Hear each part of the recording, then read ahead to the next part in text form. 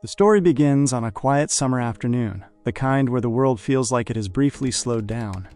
Waves broke lazily against the shore of a Croatian beach club, the rhythm steady, hypnotic. Tourists drifted in and out of the sunlight, the air humming with music, chatter, and the warm blur of a European vacation.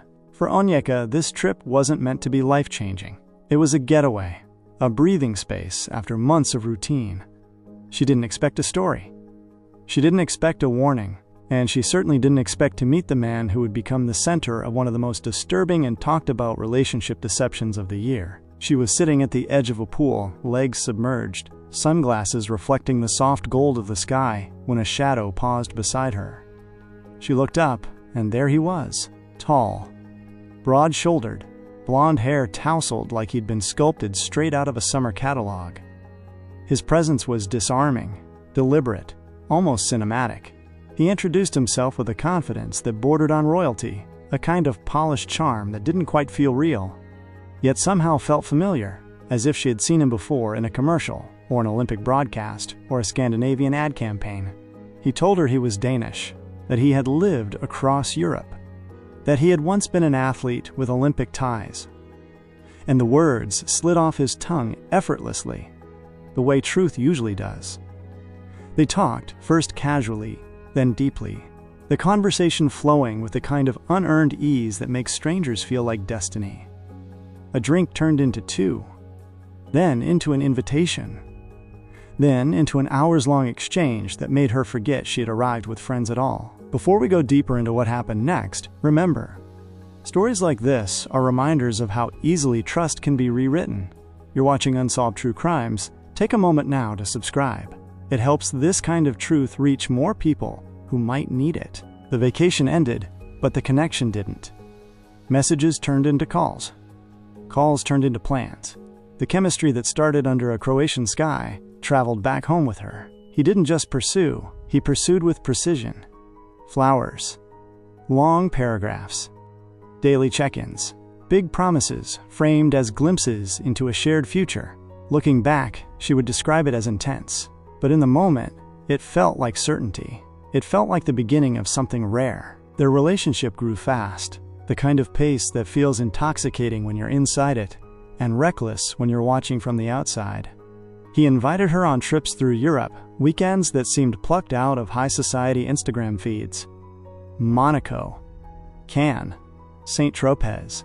It didn't matter how far or how spontaneous. He handled the bookings. He paid for the flights.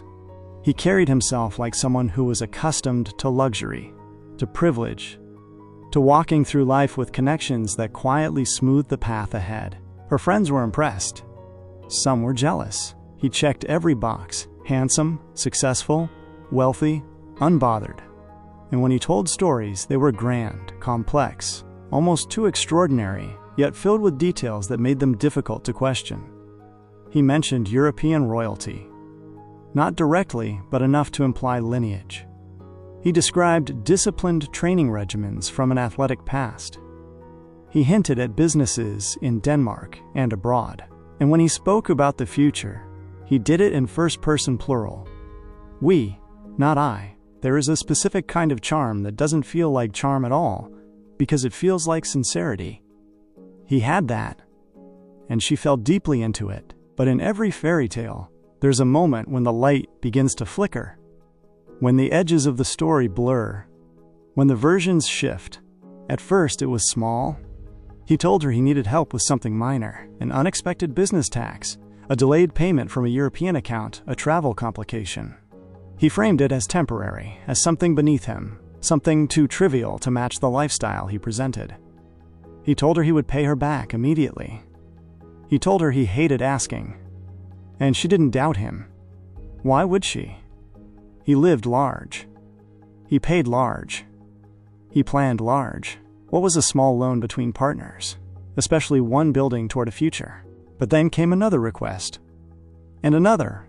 The explanations began stacking on top of one another until they formed a wall she couldn't see through.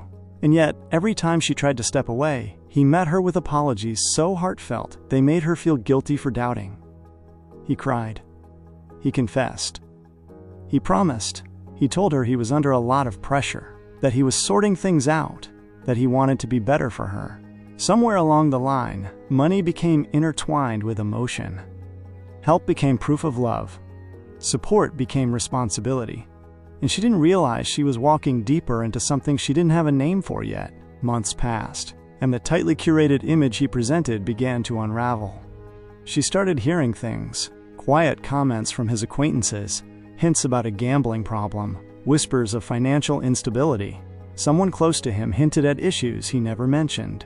Someone else told her to be careful, but she had already married him by the time the whispers were too loud to ignore. The ceremony was intimate, held in Dallas. It wasn't extravagant, but it was beautiful in its own way, not in its scale, but in the emotion that seemed to fill the room. He stood beside her, smiling, promising vows that sounded flawless, and she believed him wholeheartedly.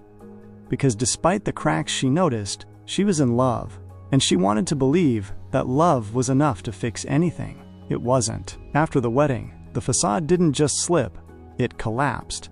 The requests for money sharpened. The urgency intensified.